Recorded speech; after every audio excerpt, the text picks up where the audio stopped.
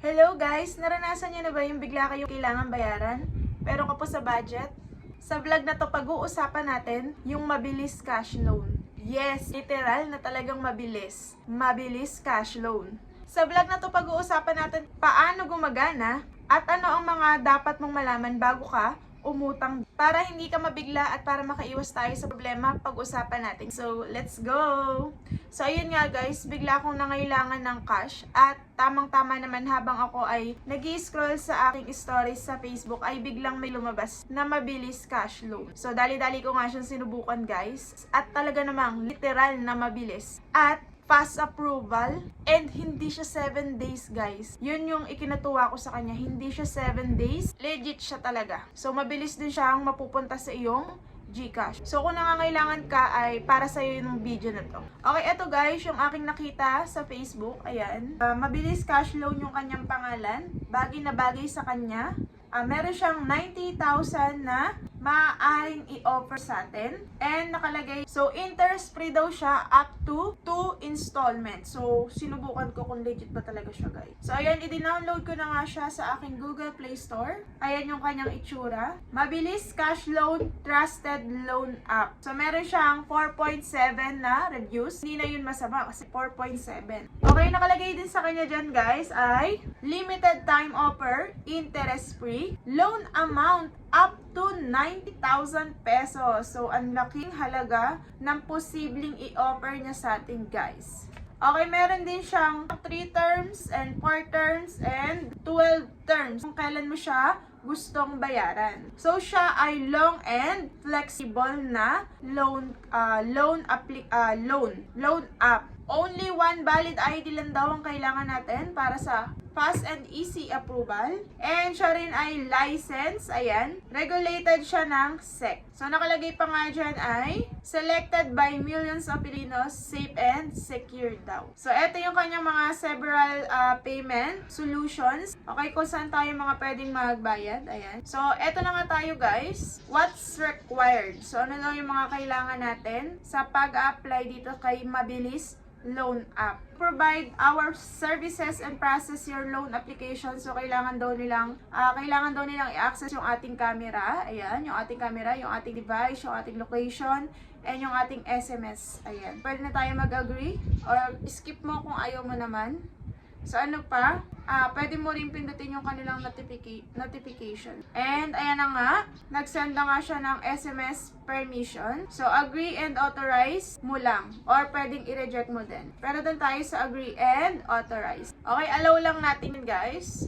Pati yung ating location kasi kailangan daw niya yan. Baka hindi tayo approve pagka hindi natin inallow yung ating SMS at saka yung ating location. Okay, eto naman yung kanilang app list authorization. So, agree lang din tayo dyan guys. And hihingi niya rin yung ating phone number. So, enter niya lang dyan yung phone number na yung gagamitin. At siya ay magsasend ng verification code sa inyong number. So, eto yung mga kailangan nating fill-upan. First name, last name, ayan. Personal information, gender natin, yung birth, and education level, yung syempre yung ating address. Okay, dyan sa ating education level, dyan kung ano ba kayo dyan, kung kayo ba ay primary school, secondary, or college graduate. And ayan na nga guys, hihingan niya rin tayo ng facial verification. So siguraduhin lang daw natin na maayos yung ating environment and yung ating mukha ay malinaw na malinaw sa ating camera. So next lang natin yan. Ilagay lang natin dyan yung ating face. Ayan na nga, sabi niya ay congratulations, your contact information. Na-complete na daw natin yung ating contact information. And hihingan niya rin tayo guys ng first contact. So kung sino yung pwede niyang kontakin kapag hindi tayo mo contact. So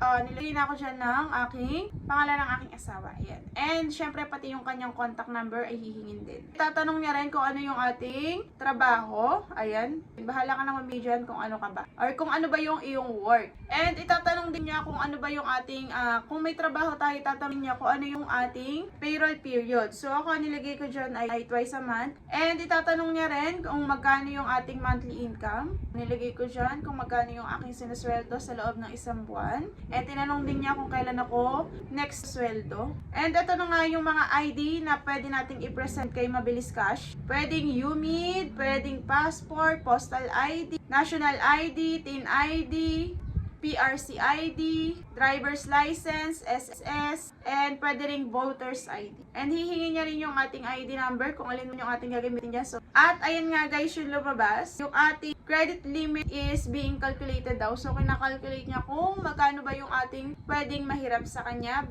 base dun sa information na inilagay natin. So, ayun nga guys, 28,100 pesos agad yung in-offer sa akin ni Mabilis Cash. Okay, wala pa pong 2 minutes, nag-offer na siya ng 28,100. So, kung itong 28,100 na to ay uutangin natin, so meron ditong pinakamatagal niya ay 8 terms. Okay, kapag sinabing 8 terms, 8 na bayad, tuwing 15 days ang pagbabayad guys. Hindi siya every month, every 15 days. So, kung isasagad natin yung loan natin, 28,100 yung in-offer sa atin at ang pipiliin nating terms ng pagbabayad ay 8 terms or 8 na beses tayong magbabayad. So, ang magiging bayad natin every term ay 4,646. So, 8 terms yon. So, kapag tinimes mo yun guys, yung 4,6 sa 8, so siya po ay magiging 37,488. So, kung 8 terms at every 15 days ang bayad, so sa isang buwan, 2 beses kang magbabayad, 2 term agad yun. Bali, 4 na buwan mong tatapusin itong 28,100 at ang total lahat ng babayaran natin sa kanya nga ay 37,408. So, medyo malaki siya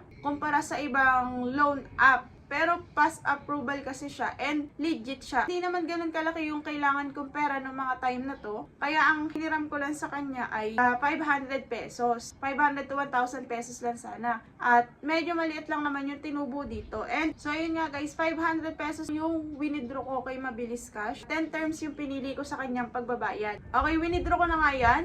At ito yung sunod na lumabas. Hiningan niya ako ng disbursement method kung saan niya ilalagay yung aking loan. So, meron dyan add e-wallet and meron din namang add bank account. So, bahala kayong mamili kung saan kayo mas komportable. Kung sa inyo bang GCash, Maribank, or Maya, bahala na kayo. Ako, ang inilagay ko, ayan, hihingin pangalan. Then, yung e-wallet na pinili mo, kasi GCash yung paglalagyan ko. Doon ko gustong ma-receive yung pera. So, ito nga yung akin, ayan. Yung loan amount ko ay 500 pesos. So, yung loan term ko ay every 15 days. At sa loob ng 15 terms na yun, ang kabuuan na babayaran ko ay 698. So, yung aking disbursement method ay sa GCash. So, ayun nga guys, ako ay na-approve sa aking loan application. So, ito po ay automatic na disburse sa aking GCash. Ayan. Wala rin siyang bawas. Buo ko siyang na-receive. So, ito yung aking mga repayment date. 4 terms na yung aking pinili. February 7, 22, March 9, and March 24. So, every 15 days.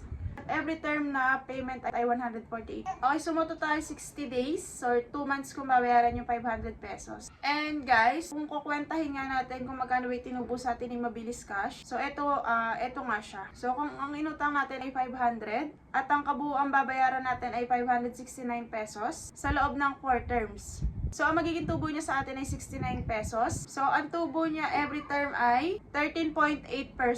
Kung medyo didibdibin natin, so medyo medyo malaki siya kasi inabot siya ng 13%.